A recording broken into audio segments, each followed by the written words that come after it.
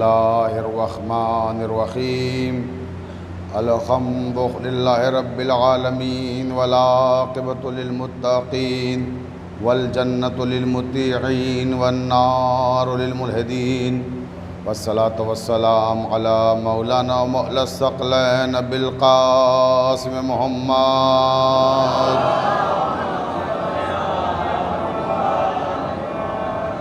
وآلہ الطیبین الطاہرین المعصومین المظلومین ولعنۃ اللہ علی اعدائہم اجمعین من لیلنا ھذا الی قیام یوم الدین اما بعد قال اللہ تعالی فی کتابہ المبین بسم اللہ الرحمن الرحیم قد جاءکم من اللہ نور و کتاب مبین صلوات پڑھنے کو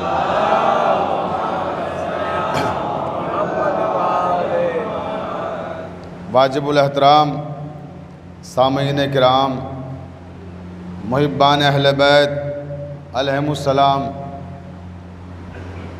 ہم نے آج سے 6 روز قبل جس عظیم ترین عبادت کا آغاز کیا تھا، آج اس عظیم ترین عبادت کے 7ویں مرحلے کے آغاز کی سعادت حاصل کر رہے ہیں۔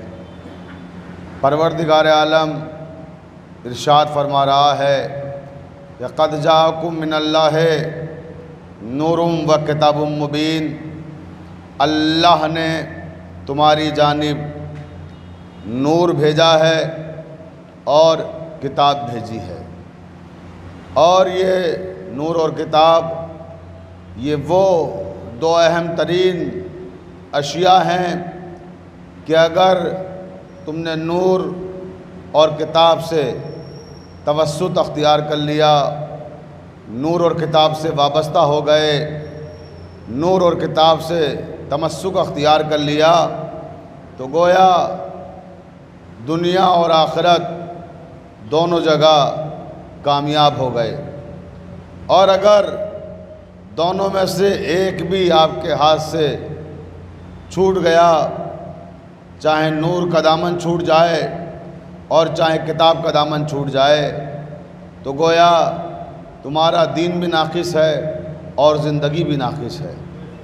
اگر زندگی کو کامل کرنا ہے، اگر دین کو کامل رکھنا ہے، تو نور اور کتاب دونوں سے وابستگی رکھنا ضروری ہے۔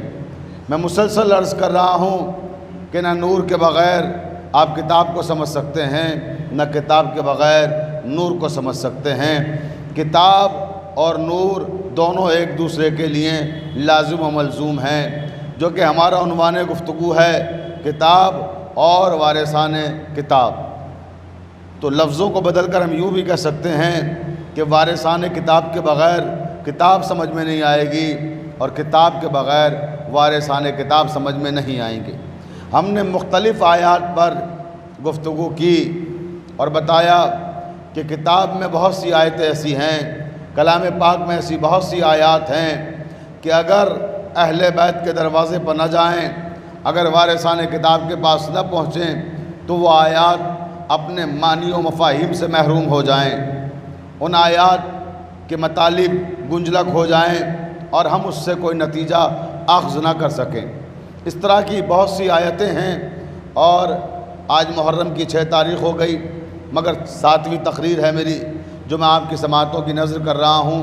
وقت تیزی سے گزر رہا ہے اور بہت کم آیات ابھی ایسی ہیں کہ جن پہ ہم گفتگو کر سکیں ہیں، بہت سی آیات ابھی باقی ہیں جن پہ گفتگو کرنا ہے، لہٰذا تیزی سے میں ان مرحلوں سے گزروں گا۔ تو آئیے براہ راست گفتگو کرتے ہیں کہ قرآن مجید میں بہت سی آیتیں ایسی ہیں کہ اگر ان آیات کو ہم وارثان کتاب کے پاس لے کر نہ جائیں تو ان کے مفاہیم نہیں سمجھ سکتے، ان کے مطالب نہیں سمجھ سکتے۔ مثلا سورہ انفال قرآن مجید کا 8واں سورہ ہے، اور 8ویں سورے کی 32ویں آیت ایسی ہے کہ اگر ہم اس پہ غور کرنا چاہیں اپنے طور پر تو ہم اس کے معنی کو نہیں سمجھ سکتے، اس میں چھپے ہوئے مفاہیم کو نہیں سمجھ سکتے جب تک وارثان کتاب کے پاس نہ پہنچ جائیں۔ پروردگار عالم نے ارشاد فرمایا کہ وما کان اللہ لیعذبہم وانت فیہم، اللہ نے کہا کہ اے میرے حبیب جب تک تم ان میں ہو، یعنی مسلمانوں کے درمیان ہو، تب تک ہم ان پر عذاب نازل نہیں کریں گے۔ توجہ چاہتا ہوں، دیکھیں یہ سورہ انفال کی 32ویں آیت ہے۔ اللہ تعالیٰ ارشاد فرما رہا ہے کہ جب تک آپ مسلمانوں کے درمیان موجود ہیں تب تک ہم عہد و پیمان کرتے ہیں، ہم اقرار کرتے ہیں کہ ہم ان پر عذاب نازل نہیں کریں گے۔ اب میں اپنے تمام برادران ملت سے دریافت کرنا چاہتا ہوں کہ آیت نے یہ کہا تھا کہ جب تک نبی کریم رہیں گے تب تک عذاب نہیں آئے گا، اور جب وہ نہیں رہیں گے تو پھر کوئی ضمانت نہیں ہے، آ بھی سکتا ہے اور نہیں بھی آ سکتا، اللہ کی مرضی پر ہے۔ تو آج کیا نبی کریم صلی اللہ علیہ وآلہ وسلم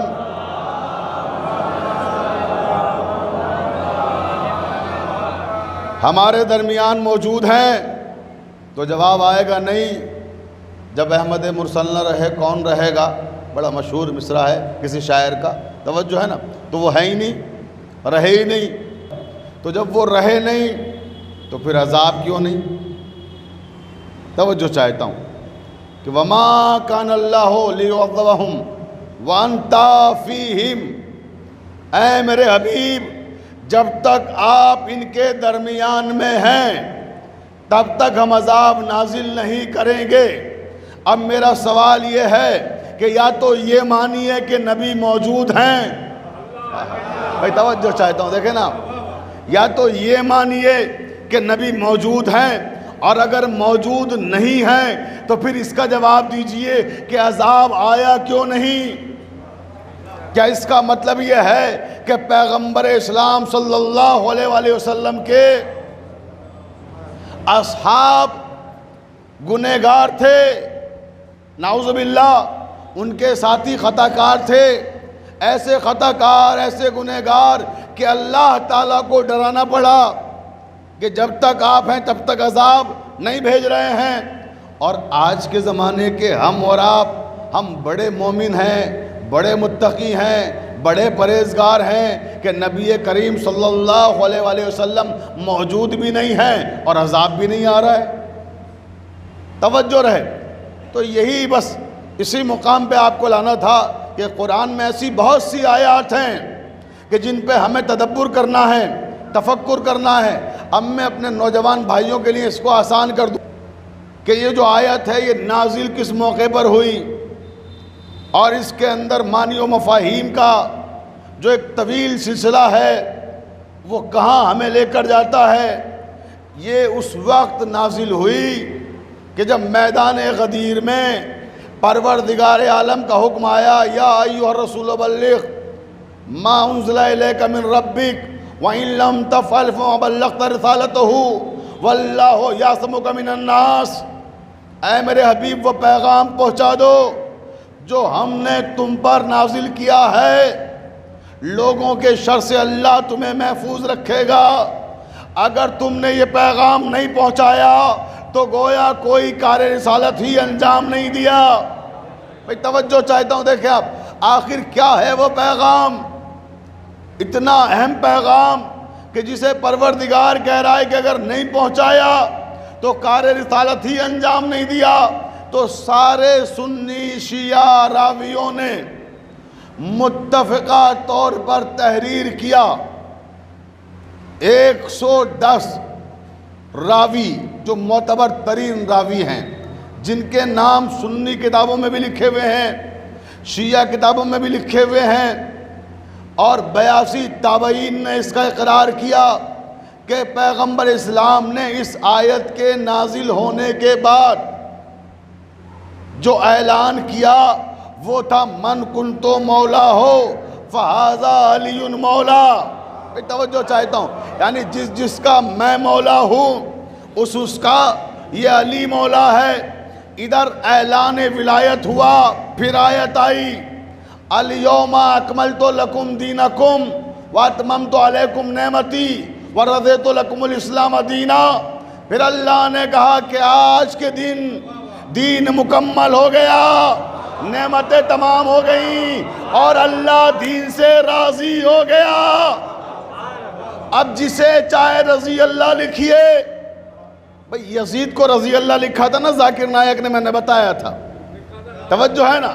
تو جسے چاہے رضی اللہ لکھیے، لیکن اللہ تو یہ کہہ رہا ہے کہ میں تو غدیر والوں سے راضی ہوتا ہوں۔ صلوات پڑھ دے محمد و آل محمد پر۔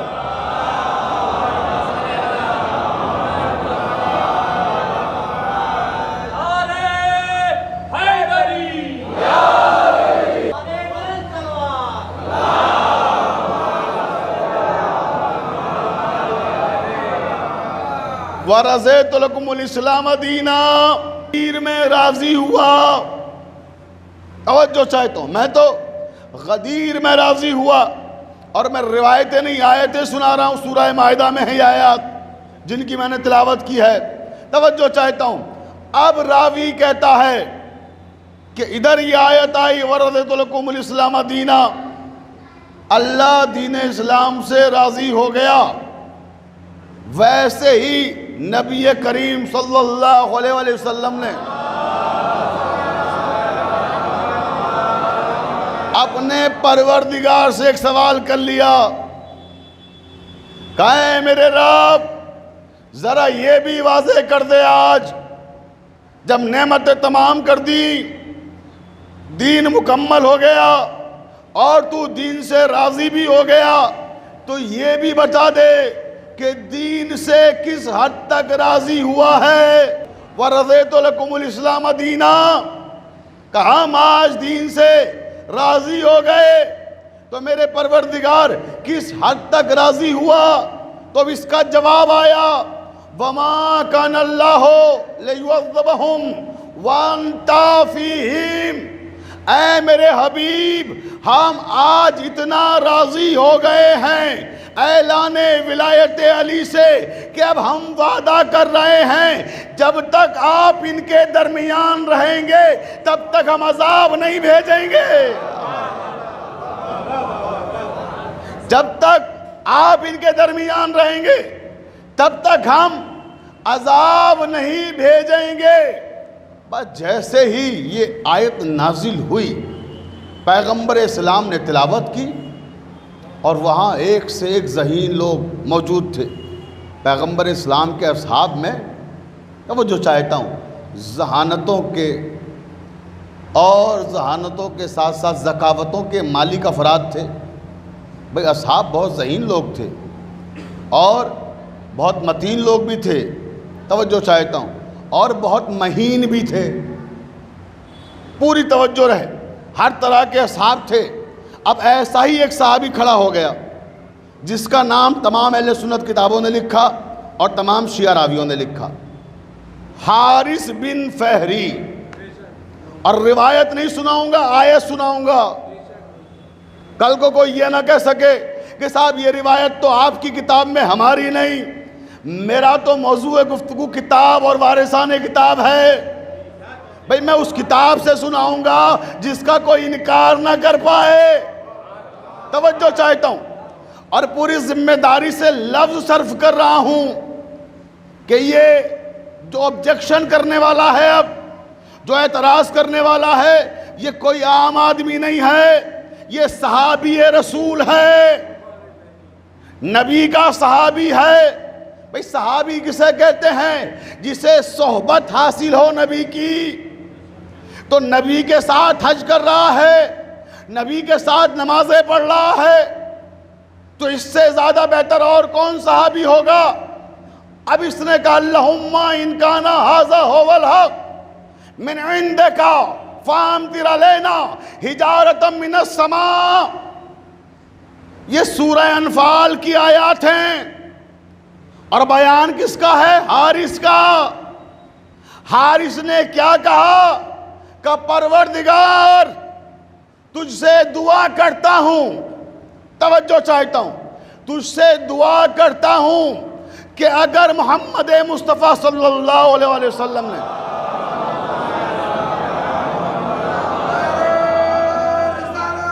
یا رسول اللہ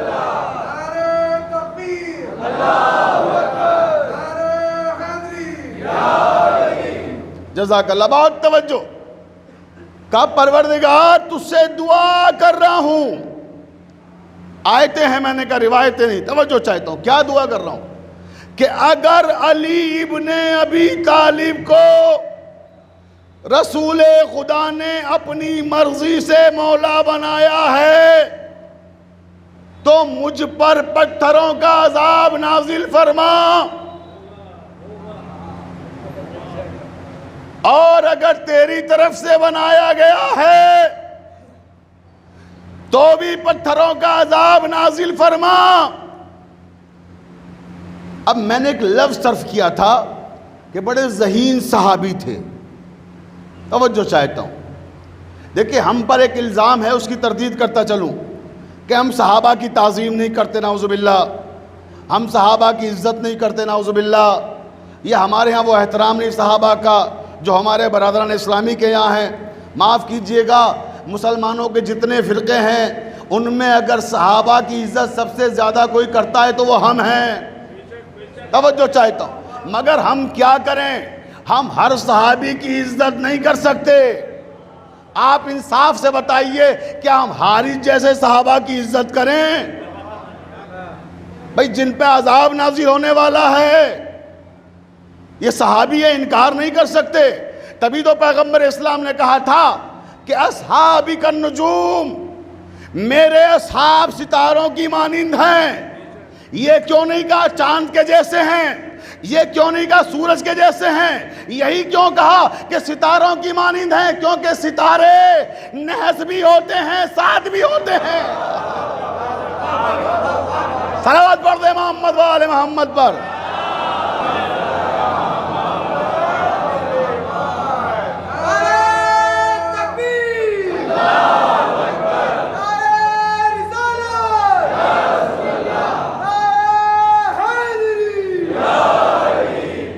تو ستارے نحس بھی ہوتے ہیں، سعد بھی ہوتے ہیں، نیک بھی ہوتے ہیں، بد بھی ہوتے ہیں. اب شادی کی تاریخیں رکھتے ہیں، توجہ ہے، تو کیا ہے نحس بھی ہوتی ہیں، سعد بھی ہوتی ہیں.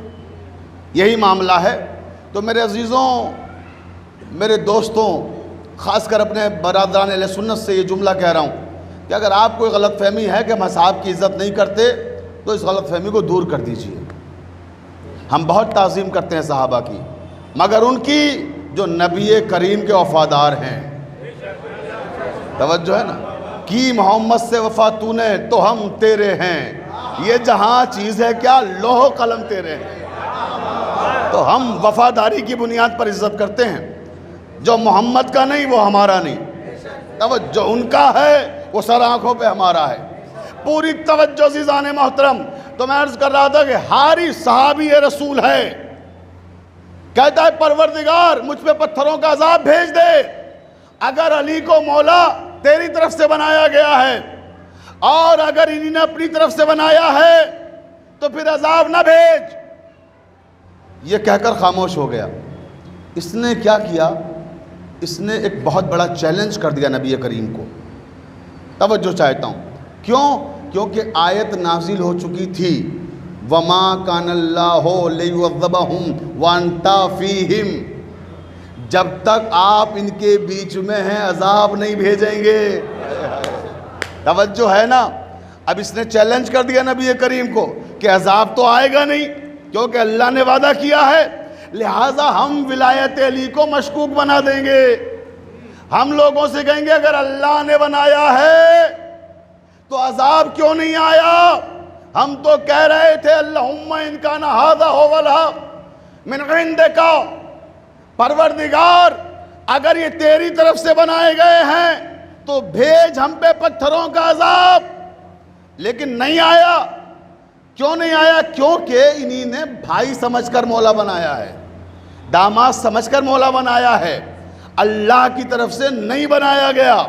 توجہ چاہتا ہوں. میں ابھی آپ کو وہیں لے کر آ رہا ہوں. آیت یاد رکھیے گا کہ عذاب جب تک نہیں بھیجیں گے تب تک آپ موجود ہیں. وَمَا كَانَ اللَّهُ لِيُعَذِّبَهُمْ وَأَنْتَ فِيهِمْ. اب جیسے اس نے عذاب کی دعا کی، تاریخ کہتی ہے کہ خاتم النبیین، افضل المرسلین، پوری زندگی میں کبھی تردد کا شکار نہ ہونے والا نبی ایک لمحے کے لیے تردد کا شکار ہوا۔ اب جو اہل زبان اہل ادب ہے وہ سمجھیں گے تردد کسے کہتے ہیں۔ تردد وہ ایک لمحہ ہوتا ہے کہ جب انسان ڈیسیزن نہیں لے پاتا، فیصلہ نہیں کر پاتا کہ کیا کریں کیا نہ کریں۔ توجہ ہے۔ اور نبی کریم کی زندگی میں کوئی ایسا لمحہ کبھی آیا نہیں آج تک کہ جب وہ تردد کا شکار ہوئے ہوں کہ کیا کریں کیا نہ کریں، اس لیے کہ وما ینطق عن الہویٰ ان ہو الا وحی یوحیٰ، یہ تو بغیر وحی کے کوئی کام ہی نہیں کرتے، ادھر سے حکم آیا ادھر انہی نے کیا۔ لیکن یہاں تردد کا شکار کیوں ہوئے کہ ابھی اللہ نے وعدہ کیا ہے، کیا وعدہ کیا ہے کہ عذاب نہیں بھیجوں گا، اور ابھی اس نے چیلنج کر دیا کہ اگر اللہ کی طرف سے بنایا ہے تو بھیجے عذاب۔ اب اگر اللہ عذاب بھیجتا ہے تو آبروئے توحید خطرے میں پڑ جائے گی، لوگوں کا اعتبار اٹھ جائے گا خدا سے کہ وعدہ کر کے توڑ دیتا ہے۔ بھئی توجہ چاہتا ہوں۔ اور اگر عذاب نہیں بھیجتا تو مشکل، تو علی کی ولایت شک کے دائرے میں آ جائے گی۔ دنیا کہے گی اگر اللہ نے بنایا ہوتا تو وہ تو حاجی بھی تھا، نمازی بھی تھا، کیوں نہیں عذاب آیا مانگ رہا تھا۔ خدا کی قسم اسی دن سے ہر حاجی اور نمازی قابل یقین نہیں رہا۔ بھئی توجہ چاہتا ہوں، جب ایک نمازی نے ایک حاجی نے ولایت علی پہ شک کر لیا، دیکھیں ولایت علی کیا شے ہے، پوری توجہ چاہتا ہوں کہ پروردگار بھیج عذاب، اگر یہ تیری طرف سے بنائے ہوئے ہیں، اگر عذاب آ گیا تو گویا خدا کی طرف سے بنائے ہوئے ہیں، نہیں آیا تو گویا رسول خدا نے محبت میں بنا دیا ہے۔ اس نے چیلنج کیا، جیسے ہی چیلنج کیا نبی کریم تردد کا شکار ہوئے کہ پروردگار ایک طرف آبرو توحید ہے، دوسری طرف ولایت علی ابن ابی طالب ہے۔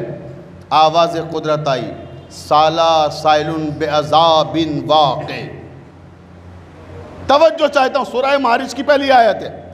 پروردگار نے کہا جیسے ہی سوال کرنے والے نے سوال کیا ویسے ہی آسمان سے پتھروں کا عذاب نازل ہوا۔ توجہ چاہتا ہوں، اور حارث اسی وقت فی النار ہو گیا، حارث اسی وقت فی النار ہو گیا، عذاب نازل ہو گیا۔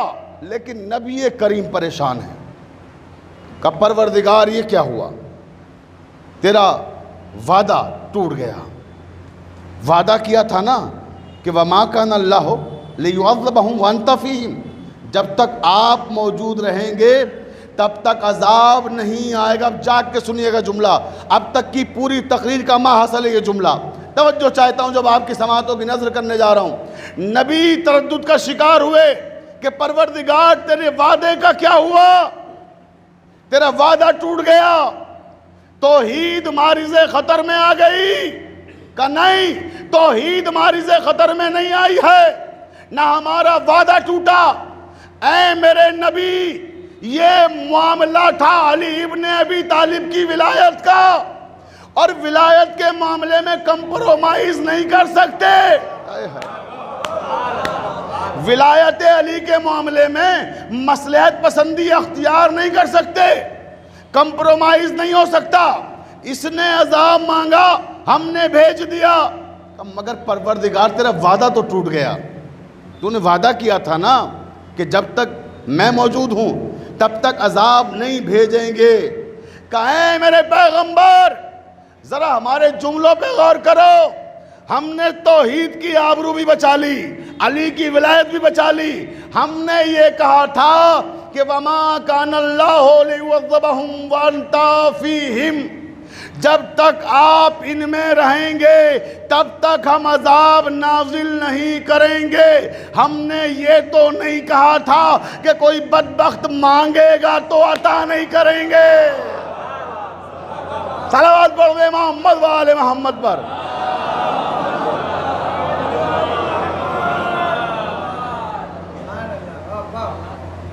اگر کوئی مانگے گا تو عطا نہیں کریں گے، یہ ہم نے وعدہ نہیں کیا تھا، یہ تو اپنی اپنی قسمت ہے۔ کوئی ہمارے یہاں آنے کے بعد نجات مانگ رہا ہے، کوئی عذاب مانگ رہا ہے، بھئی جو مانگے گا اپنے ظرف کے مطابق مانگے گا اور اسے عطا کیا جائے گا۔ اب عزیزان محترم، یہاں پھر ایک سوال قائم ہوتا ہے کہ وَمَا كَانَ اللَّهُ لِيُعَذِّبَهُمْ وَأَنْتَ فِيهِمْ، اے میرے حبیب جب تک آپ ان میں رہیں گے تب تک عذاب نازل نہیں کریں گے۔ اب سوال یہ ہے کیا آج رسالت مآب موجود ہیں؟ وہ آیات کی شان نزول میں نے بیان کر دی، اب سوال وہی قائم ہے کہ کیا نبی کریم موجود ہیں؟ الانسان مرکب من الخطاء والنسیان، عربی کا مقولہ ہے کہ انسان غلطیوں اور خطاؤں کا پیکر ہے، مجسمہ ہے، انسان سے غلطیاں ہوتی ہیں۔ تو جب غلطیاں ہوتی ہیں انسان سے تو پھر یہ کیسے ممکن ہے کہ ہمارے گناہوں میں اضافہ نہ ہو رہا ہو؟ اضافہ بھی ہو رہا ہے اور نبی بھی موجود نہیں ہے اور عذاب بھی نہیں آ رہا ہے، تو اس کی وجہ کیا ہے؟ میں نے بہت تلاش کی اس کی وجہ، بہت تفاسیر کا مطالعہ کیا کہ کہیں اس سوال کا جواب مل جائے، توجہ چاہتا ہوں۔ اور جب میں اس آیت کے سلسلے میں جستجو کر رہا تھا تو میری مدد ہمارے برادران اہل سنت والجماعت کے ایک بہت بڑے عالم نے کی، توجہ چاہتا ہوں، علامہ ابن حجر مکی، ان کی کتاب ہے صواعق محرقہ، توجہ چاہتا ہوں۔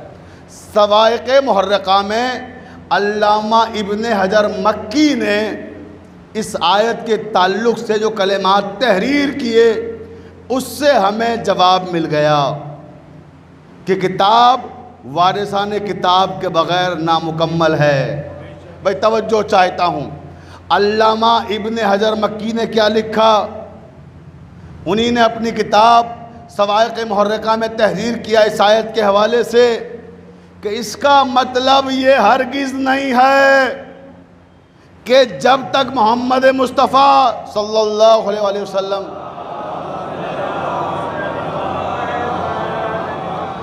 اس دنیا میں موجود رہیں گے تب تک عذاب نہیں آئے گا۔ اس کا مطلب یہ ہرگز نہیں ہے کہ جب تک رسالت مآب اس دنیا میں موجود رہیں گے تب تک عذاب نہیں آئے گا۔ بھئی پھر مطلب کیا ہے؟ توجہ چاہتا ہوں آخری آدمی تک کہ مطلب کیا ہے؟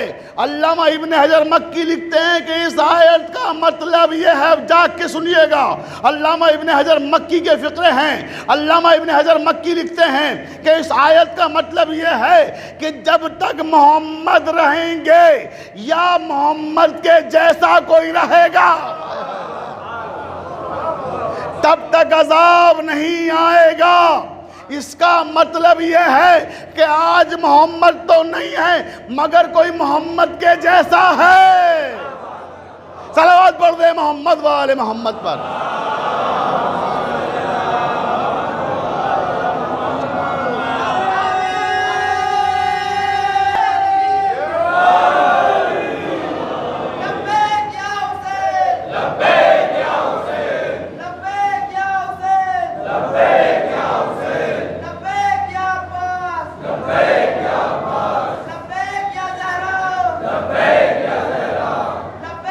سب دونوں ہاتھ اٹھا کے جواب دیں، سب سارا مجمع بآواز بلند جواب دیں۔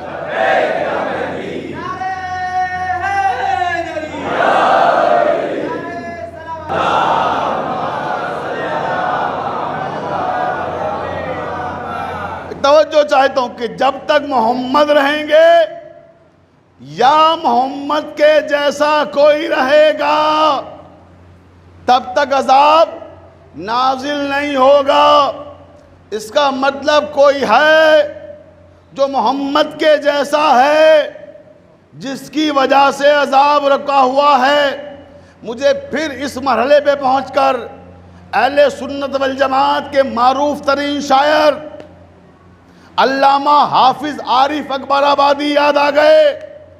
انہی نے بتایا کہ کون ہے جو عذاب کو روکے ہوئے ہے، یعنی محمد مصطفیٰ صلی اللہ علیہ وآلہ وسلم۔ وہ موجود بھی نہیں ہیں، عذاب بھی نہیں آ رہا ہے، تو تو آخر وجہ کیا ہے؟ تو علامہ حافظ عارف اکبر آبادی نے وجہ بتائی، فرماتے ہیں کہ ہٹ جائیں گر امام زمان درمیان سے، ہٹ جائیں گر امام زمان درمیان سے، لاکھوں بلائیں ٹوٹ پڑیں آسمان سے۔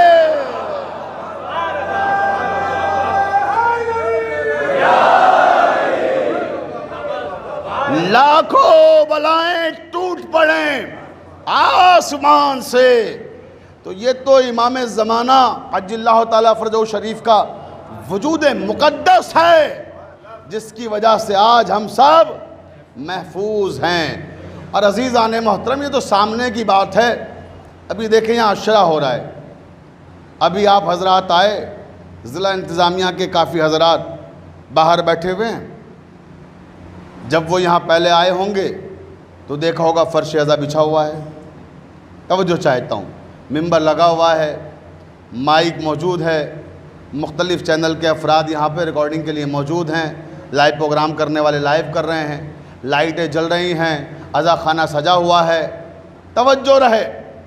اور یہ جب عشرہ مکمل ہو جائے گا اور اسی وقت آپ یہاں آئیے گا تو یہ مائک یہاں نہیں ملے گا، پھر آپ کو یہ کنارے رکھا ہوا ملے گا، توجہ ہے، یہ ممبر سجا ہوا نہیں ملے گا، پھر آپ کو یہ فرش بچھا ہوا نہیں ملے گا، آپ کو یہ روشنیاں روشن نہیں ملیں گی اس طرح سے آپ کو، توجہ چاہتا ہوں۔ تو کوئی پوچھے کہ بھئی جب آئے تھے تو بڑا سجا ہوا تھا، فرش بچھا ہوا تھا، شامیانہ تنا ہوا تھا اور روشنیاں روشن تھیں، تو آپ کیا جواب دیں گے کہ مجلسیں چل رہی تھیں، عشرے کا انعقاد کیا گیا تھا تنظیم اہل بیت کی جانب سے، اور مولانا کو دعوت دی گئی تھی، مجلس خطاب کرنے آئے تھے، عشرہ مکمل ہو گیا، لہٰذا ساری چیزیں سمیٹ دی گئی۔ اب جب دوبارہ عشرہ ہوگا پھر ویسے بچھائی جائیں گی، توجہ چاہتا ہوں۔ تو معلوم ہوا کہ جس کے لیے اہتمام کیا تھا کہ مجلسیں ہوں گی، مولانا لکھنؤ سے آئیں گے، خطاب کریں گے، جب وہ چلے گئے خطاب کر کے تو سارا اہتمام بھی ختم کر دیا گیا، فرش کو سمیٹ دیا گیا، روشنیاں گل کر دی گئیں۔ تو معلوم ہوا کہ جس کے لیے اہتمام ہوتا ہے جب تک وہ رہتا ہے تب تک اہتمام رہتا ہے۔ یہ زمین کا فرش کس کے لیے بچھایا گیا؟ یہ آسمان کا شامیانہ کس کے لیے تانا گیا؟ یہ چاند اور سورج کی روشن قندیلیں کس کے لیے سجائی گئی ہیں؟ بھئی اہل بیت کی وجہ سے ہے نا، آل محمد کی وجہ سے ہے نا۔ تو آج اگر ان کا فرزند باقی ہے تو زمین کا فرش بچھا ہوا ہے، آسمان کا شامیانہ تنا ہوا ہے، قندیلیں چاند و سورج کی روشن ہیں۔ صلوات پڑھ دیں محمد و آل محمد پر پوری طاقت سے۔ زندہ باد، یہ مسجدوں میں روشنی، سب مل کے کریں۔ یہ 5 وقت بندگی، یہ مسجدوں میں روشنی، پوری طاقت لگا کے جواب دیں۔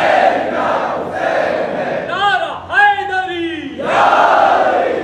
بہت توجہ زان محترم۔ تو معلوم ہوا کہ جس کی وجہ سے یہ کائنات سجائی گئی ہے، جب تک ان میں کا ایک فرد بھی باقی ہے تب تک یہ باقی ہے، توجہ چاہتا ہوں۔ اب اگر بہت سے افراد ایسے ہیں جو انکار بھی کرتے ہیں امام زمانہ عجل اللہ تعالیٰ فرجہ شریف کے،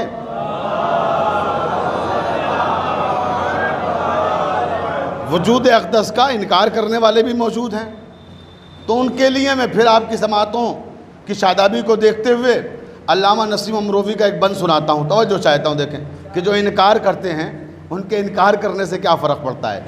اے منکروں نسیم عیابی نہابی ہے، اے منکروں نسیم عیابی نہابی ہے، ہر پھول کی شمیم عیابی نہابی ہے، حجت کی ایک جیم عیابی نہابی ہے، خود خالق کریم عیابی نہابی ہے۔ کہتے ہو آج قائم آل ابا نہیں، کیا اعتبار کل کو جو کہہ دو خدا نہیں۔ صلوات پڑھ دیں محمد و آل محمد پر۔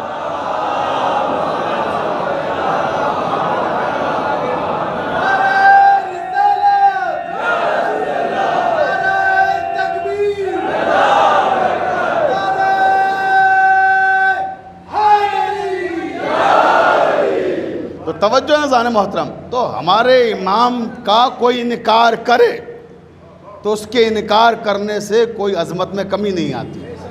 اور آپ کو بھی باخبر کر دوں کہ اگر آپ اقرار کرتے ہیں تو آپ کے اقرار کرنے سے کوئی فضیلت نہیں بڑھتی میرے امام کی. آپ کے اقرار کرنے سے، ہمارے اقرار کرنے سے ہماری عزتیں بڑھتی ہیں. بھی ہمیں آج زمانہ کیوں سلام کرتا ہے، ہماری تعظیم کیوں کرتا ہے، ہماری عزت کیوں کرتا ہے؟ ہم میں کوئی سرخاب کے پر نہیں لگے ہوئے ہیں. میں ممبر پر بیٹھا ہوا ہوں، بڑے بڑے I S P C S جج، ایک سے ایک بڑے بڑے وکیل ڈاکٹر فرش پہ بیٹھے ہوئے. کیوں؟ کیونکہ مجھے اللہ نے ایک شرف دیا ذکر امام کا، تو یعنی امام کی وابستگی سے عزت ملی. بھائی توجہ چاہتا ہوں، تو ہماری عزتیں، ہماری حیثیت کیا ہے؟ جب تک ہم امام سے وابستہ ہیں تب تک ہم عزت کے لائق ہیں. جہاں امام سے وابستگی ختم ہوئی وہیں عزتیں پامال ہو جاتی ہیں. تو خیال رہے کہ اگر ہم ولایت علی کا اقرار کر رہے ہیں تو ہماری عزت بڑھ رہی ہے. ہم فخر سے کہیں گے کہ ہم وہ ہیں کہ جو علی کی ولایت کا اقرار کر رہے ہیں. توجہ چاہتا ہوں، اس مرحلے پہ پہنچ کے امام کا قول سنا دوں. بات جب ولایت تک آ گئی، پوری توجہ آخری آدمی تک، کہ اگر ہم ولایت کا اقرار کر رہے ہیں، امام کی عظمت میں اضافہ نہیں ہو رہا ہے، ان کی رفعت میں اضافہ نہیں ہو رہا ہے، ان کی ارزشوں میں اضافہ نہیں ہو رہا ہے، بلکہ ہماری عزتوں میں بھی اضافہ ہو رہا ہے اور ہمارے شجرے کا اعلان بھی ہو رہا ہے. امام فرماتے ہیں کہ جب کبھی اپنے قلب میں، اپنے دل میں ہماری ولایت کی ٹھنڈک محسوس کرنا تو اپنی ماں کو دعا دینا.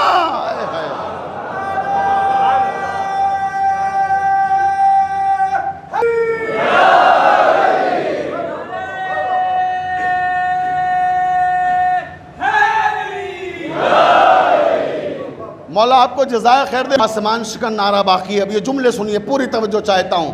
میں نے کہا کہ ولایت علی جب آپ کے قلب کو ٹھنڈک پہنچائے تو میرے مولا فرماتے ہیں ماں کو دعا دو کہ ماں نے امانت میں خیانت نہیں کی ہے.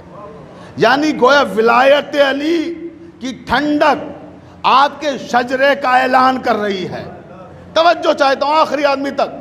اب زمانے کو یہ بھی بتاتے چلیں کہ ہم نے جو امام علی کو مولا مانا ہے اس کا ریزن کیا ہے، اس کی وجہ کیا ہے. میرے مولا کا ایک قول پہلے سناؤں، پھر اپنا ایک جملہ آپ کی سماعتوں کی نظر کروں گا. پوری توجہ. مولا علی علیہ السلام نہج البلاغہ میں فرماتے ہیں کہ اے میرے پروردگار، میں نے تیری عبادت نہ تو جنت کے لالچ میں کی ہے. بھئی توجہ چاہتا ہوں، بہت توجہ، آخری آدمی تک اس پہ توجہ چاہتا ہوں. بڑا قیمتی جملہ، میری تقریر کا حاصل ہے یہ جملہ، ختم کر رہا ہوں بس تقریر کو اسی جملے پر. مولا فرماتے ہیں میرے پروردگار، میں نے تیری عبادت نہ تو جہنم کے خوف سے کی ہے اور نہ جنت کے لالچ میں کی ہے، بلکہ میں نے تجھے لائق عبادت پایا. میں نے تجھے لائق عبادت پایا تو تیری عبادت کی ہے.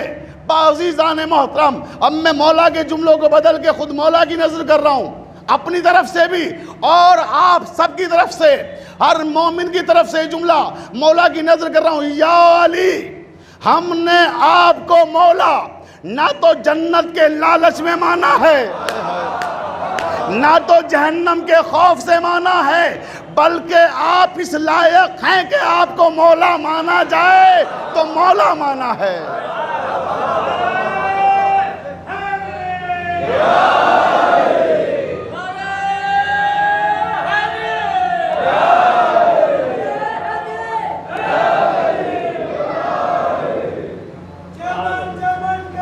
مل کے جواب دیں سر. علی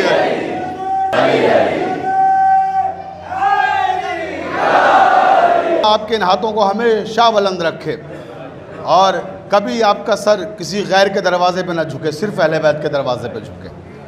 عزیزوں، گفتگو تمام کی آج کی حد تک، اب وقت ساتھ نہیں دے رہا ہے کیونکہ انتظامیہ کے افراد نے یہ فرمائش کی ہے کہ تھوڑا مصائب کا وقت بڑھا دوں، حالانکہ میں نے تو از خود بغیر فرمائش کے کل سے بڑھا دیا ہے۔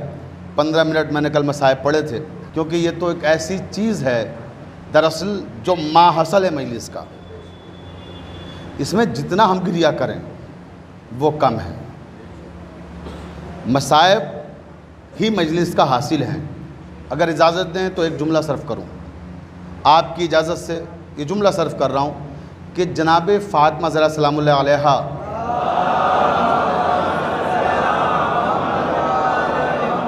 اور پنجتن پاک جو یہاں تشریف لاتے ہیں مجلس میں، ہمارے وقت کے امام آتے ہیں، ہمارا عقیدہ ہے، تو وہ میرے علم کا مظاہرہ دیکھنے نہیں آتے، توجہ ہے، وہ آپ کی داد و تحسین کی آوازیں سننے نہیں آتے، وہ یہاں آتے ہیں معال مجلس اشک عزا کے لیے، ان آنسوؤں کے لیے۔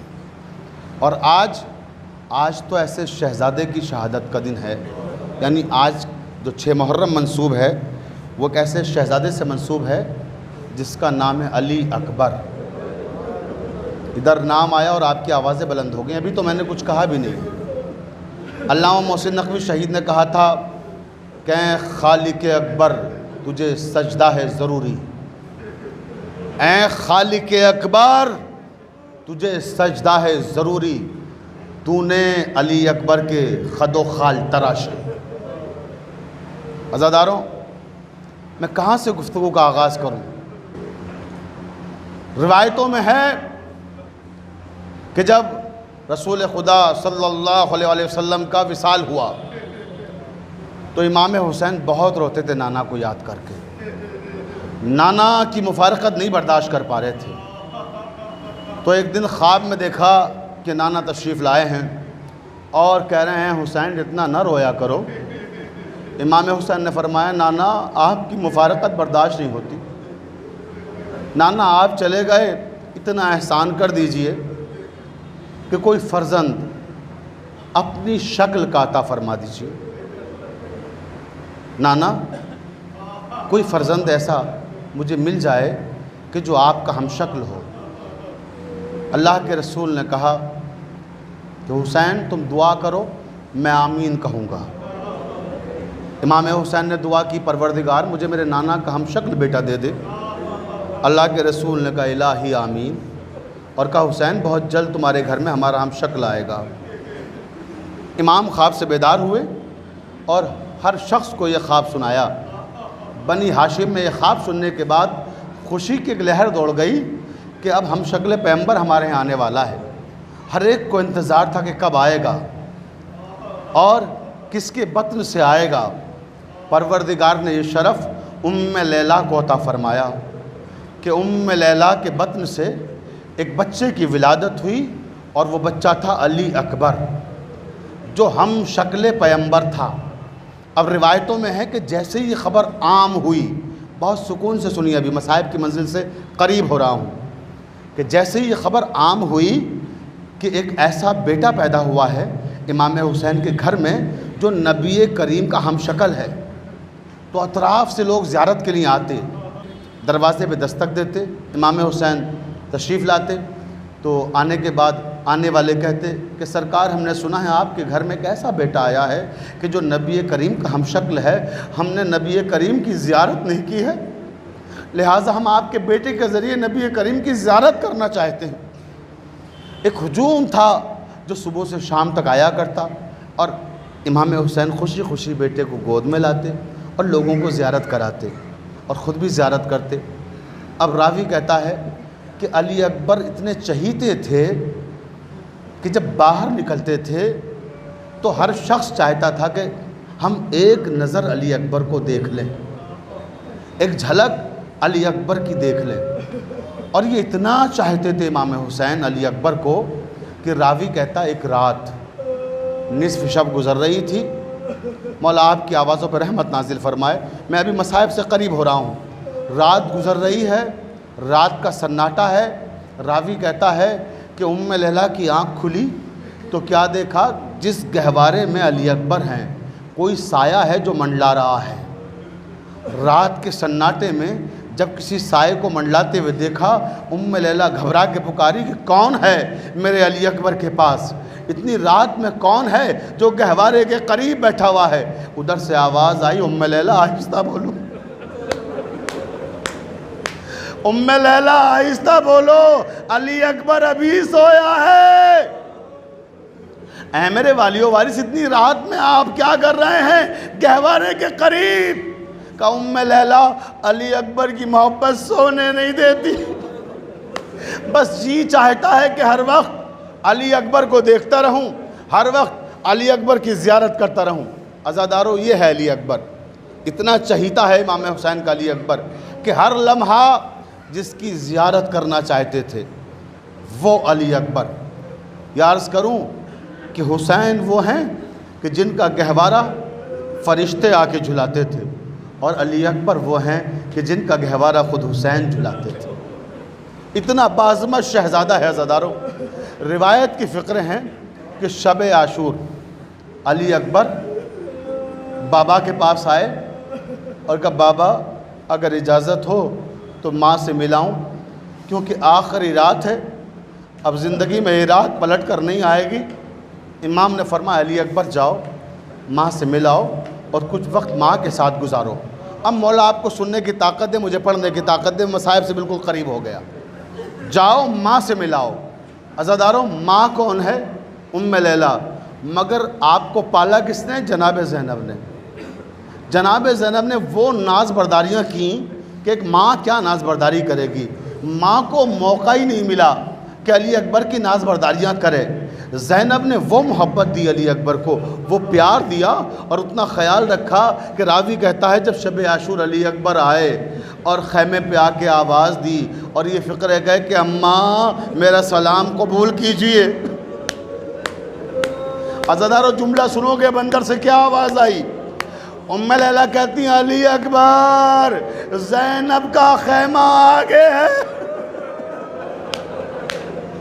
عزادارو، اگر سمجھ گئے تو آنسو نہیں روک پائیں گے۔ علی اکبر نے ماں کو ماں کہا آج، ورنہ زندگی بھر زینب کو ماں کہتے رہے۔ جب کہا ماں میرا سلام قبول کیجئے، ام لیلہ سمجھی شاید خیمہ بھول گئے ہیں، بی بی زینب کی جگہ میرے خیمے میں آ گئے۔ میں خیمہ نہیں بھولا اماں، میں آپ سے ملنے آیا ہوں۔ علی اکبر آؤ، خیمے کے اندر آ جاؤ۔ علی اکبر آ گئے۔ اب سنیں گے عزاداروں، علی اکبر آئے اور ایسے جیسے کوئی چھوٹا بچہ ماں کی آغوش میں لیٹا۔ علی اکبر لیلہ کے زانو پہ سر رکھ کے لیٹ گئے۔ اماں پتہ نہیں اب یہ رات دوبارہ واپس آئے نہ آئے۔ ماں علی اکبر کو دیکھتی جا اور سر اپنے زانو سے اٹھاتی ہے اور خاک کربلا پہ رکھتی ہے اور کہتی ہے، علی اکبر ایک منٹ ٹھہرو۔ یہ کہہ کر علی اکبر کے سر کو زمین پر رکھا، خاک کربلا پہ رکھا اور اٹھ کر گئیں۔ اور جب اٹھ کر گئی، سنو گے عزادارو، ایک پرانا صندوق کھولا، اس صندوق میں سے کچھ اور کپڑے نکال کر اپنی گودی میں بھرے، اور گودی میں بھرنے کے بعد جہاں علی اکبر لیٹے تھے وہاں طواف کرنے لگی، وہاں طواف کرنے لگی۔ جب طواف کر رہی تھی علی اکبر اٹھ کے بیٹھ گئے۔ اماں یہ کیا کر رہی ہیں؟ کہ علی اکبر تمہاری شادی کے لیے۔ عزاداروں، اگر سمجھ گئے تو آنسو نہیں روک سکتے۔ آج ویسے پرسہ دیجئے ام لیلہ کو جو پرسہ دینے کا حق ہے۔ اماں یہ کیا کر رہی ہیں؟ علی اکبر تمہاری شادی کا بڑا ارمان تھا اور تمہاری شادی کے لیے یہ کپڑے کو سیے تھے اکبر۔ اماں اب کیا کر رہی ہیں آپ؟ اماں یہ طواف کیوں کر رہی ہیں؟ کہا اکبر یہ میں صدقہ اتار رہی ہوں، مجھے معلوم ہو گیا ہے اکبر اب مجھے معلوم ہو گیا ہے کہ وہ وقت نہیں آئے گا کہ جب شادی ہو اور میں یہ کپڑے تمہاری نظر کروں۔ اماں پھر یہ طواف کیوں کر رہی ہیں؟ جملہ سنو گے عزیزدارو، اماں یہ طواف کیوں کر رہی ہیں؟ کہا اکبر اس لیے طواف کر رہی ہوں کہ جب شام غریبہ لوٹنے والے آئیں گے تو کہہ دوں گی لے جاؤ علی اکبر کی جوانی کا صدقہ، اجرکم اللہ، مولا کوئی غم نہ دے آپ کو سوائے غم حسین کے۔ عزادارو یہ تو شب عاشور کی بات ہے، اب آئیے صبح عاشور۔ صبح عاشور نمودار ہوئی، اور صبح عاشور جیسے نمودار ہوئی، مؤذن گلدستہ اذان پر جا رہا ہے۔ حجاج ابن مسروق اذان دینے کے لیے گلدستہ اذان پر جیسے ہی پہنچے، ویسے ایک بی بی دوڑتی ہوئی آئی اور اس نے کہا آقا حسین، بی بی زینب نے ایک پیغام بھیجا ہے۔ سنو گے عزادارو کہ بی بی زینب نے ایک پیغام بھیجا ہے۔ حجاج ابن مسروق گلدستہ اذان پہ کھڑے ہوئے، امام حسین کے مؤذن ہیں۔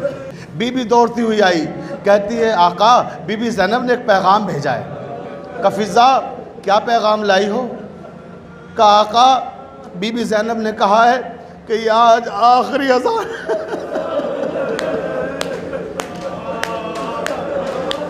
یہ آج آخری اذان ہے، جاؤ آقا حسین سے کہہ دو آج علی اکبر اذان دے، زینب علی اکبر کی اذان سننا چاہتی ہیں۔ اجرکم اللہ، مولا کوئی غم نہ دے آپ کو سوائے غم حسین کے۔ میرے اندر طاقت نہیں ہے کہ میں شہادت تک پہنچ سکوں، آپ سن نہیں سکتے، بس یہ دو جملے سن لیجئے عزادارو۔ گلدستہ اذان پہ حجاج ابن مسروق، یہ پیغام آیا، حجاج گلدستہ اذان سے اتر آئے، کہنے لگے آقا علی اکبر اذان کہیں گے آج، شہزادی کی خواہش ہے۔ امام نے فرمایا ہاں علی اکبر جاؤ تم اذان کہو، بہت سکون سے سانس لے کے سنیے، بہت روئیں گے۔ گلدستہ اذان پہ علی اکبر آ گئے، اور جب گلدستہ اذان پہ علی اکبر آئے، امام نے فرمایا علی اکبر ذرا اذان بلند آواز سے کہنا، یہ خیال رہے کہ علی اکبر 3 دن کا پیاسا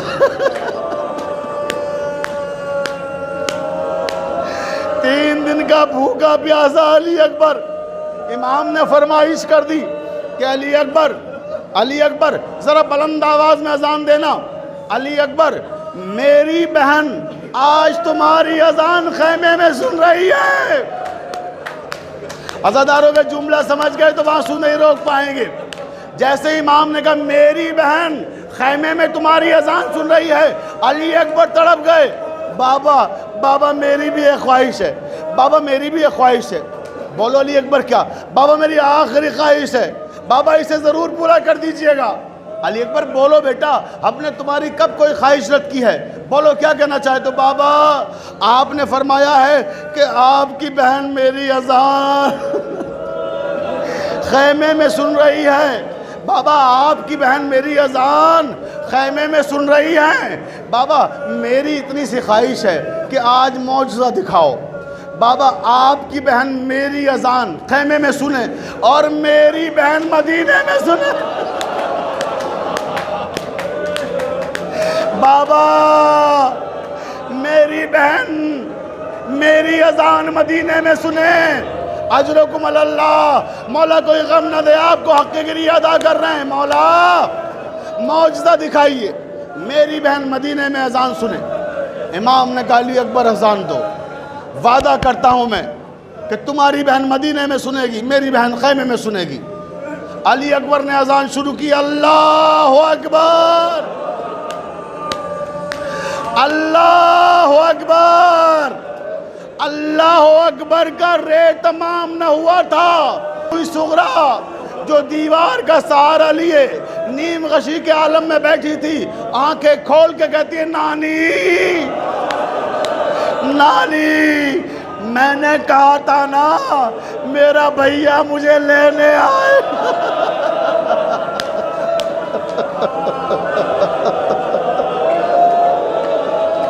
نانی میں نے کہا تھا نا میرا بھیا مجھے لینے آئے گا۔ نانی اکبر کی آواز آ رہی ہے، نانی میرا اکبر مجھے لینے کے لیے آ گیا۔ عزاداران مظلوم کربلا بس صغرا نے عصا اٹھایا، اور یہ کم سن بچی دوڑتی ہے، اکبر میرا اکبر کہاں ہے؟ روضہ رسول پہ آئی، نانا آپ نے میرے بھیا کی آواز سنی تھی؟ نانا آپ نے میرے بھیا کی آواز سنی تھی نا؟ نانا ابھی اکبر کی اذان کی آواز آ رہی تھی۔ راوی کہتا ہے کہ وہاں سے مایوس ہو کر وہاں آ گئی جہاں آخری بار علی اکبر سے ملاقات ہوئی تھی۔ جب یہ قافلہ گیا تھا، نشانے نقشے پائے علی اکبر پہ رخسار رکھ کے صغرا رو رہی تھی اور روتے روتے سو گئی۔ اکبر آپ نے کہا تھا مجھے لینے آؤ گے، میرے بھیا لینے نہیں آئے، یہ کہتے کہتے سو گئی بچی۔ روایت کے جملے ہیں، ادھر اذان تمام ہوئی علی اکبر کی، اور جب اذان تمام ہو گئی اکبر کہتے بابا ایک کرم اور کر دو، بابا ایک کرم اور کر دو، آخری بار مجھے بہن کی زیارت کرا دو، بابا آخری بار مجھے بہن کی زیارت کرا دو۔ بس عزاداروں مجلس تمام ہو رہی ہے، بابا آخری بار بہن کو دکھا دو۔ امام نے کہا علی اکبر باعجاز امامت ہم تمہیں صغرا کی زیارت کراتے ہیں۔ اپنی 2 انگلیوں کو بلند کیا اور کہا دیکھو کیا نظر آ رہا ہے؟ کہا بابا آپ کی 2 انگلیوں کے درمیان مدینہ دکھائی دے رہا ہے، بابا محلہ بنی ہاشم دکھائی دے رہا ہے، بابا ہمارا گھر آ گیا، بابا صغرا نظر نہیں آتی، بابا ہر حجرے میں دیکھ رہا ہوں صغرا نظر نہیں آ رہی ہے۔ اچھا اب دیکھو شاید روضہ رسول پہ نظر آئے، روضہ رسول پہ بابا نظر نہیں آ رہی صغرا۔ عزاداروں اس کے بعد کہا اچھا اب دیکھو، کیا دیکھا؟ نشانے نقشے پائے اکبر پر رخسار رکھے ہوئے صغرا سو رہی ہے۔ اجرکم اللہ۔ بس آخری فقرہ، روایت کے فقرے ہیں کہ ایک منزل ایسی آئی کہ جب آقا حسین علی اکبر کو رخصت کر چکے تو اس کے بعد بار بار مقتل کی طرف دوڑتے ہوئے جاتے تھے اور بار بار گرتے تھے اور کہتے تھے اکبر تمہارے بعد ہمیں کچھ نظر نہیں آ رہا ہے، اکبر کچھ دکھائی نہیں دے رہا۔ اب وہ منزل آئی جب اکبر نے پکارا بابا میرا آخری سلام قبول کیجئے۔